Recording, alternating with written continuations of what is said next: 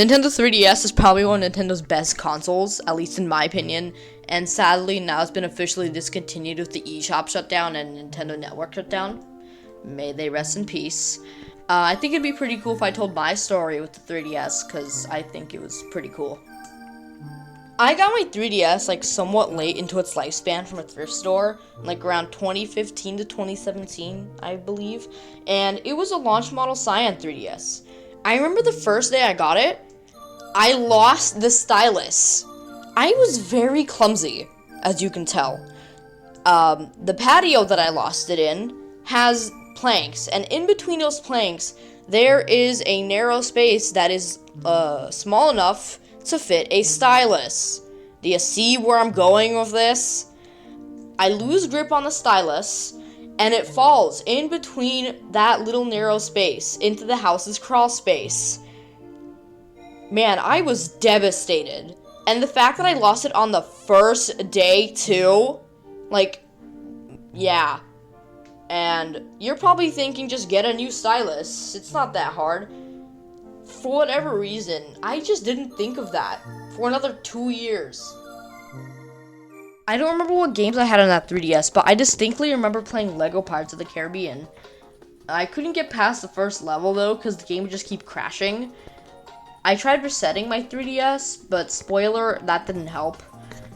After resetting my 3DS, a Tomodachi Life demo was pre-installed onto it, and I put a lot of time into that. And later on, it became one of the first games I bought for my 3DS. The 3DS sound, I'm very fond of that.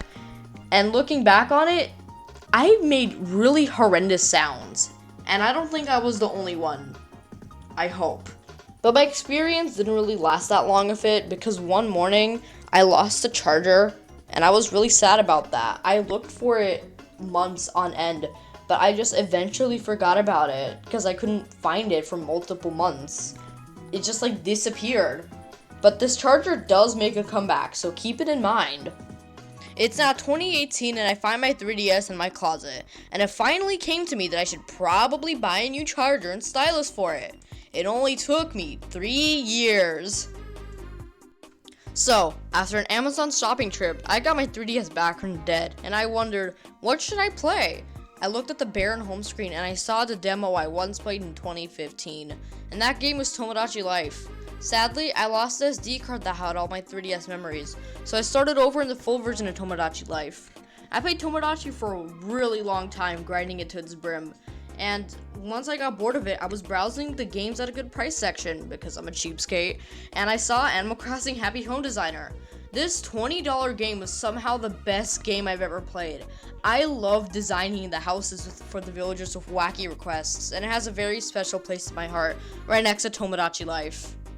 At first, getting things for my 3DS was rare, because they usually be in the form of a reward or gift, but my Nintendo would keep me busy as there were exclusive items I could get using platinum points. I remember I would finish every single quest there was so I could get a theme or two, but there was also Flipnote Studio. It was fun to make edgy animations, but I didn't spend a lot of time in it because it was kind of boring for me. But later down the line, I fortunately got more games.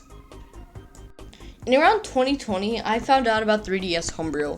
If you don't know what that is, it's basically modding your 3DS to do whatever you wanted. This opened me up to like all these cool community projects, and one of my favorites was Reverse.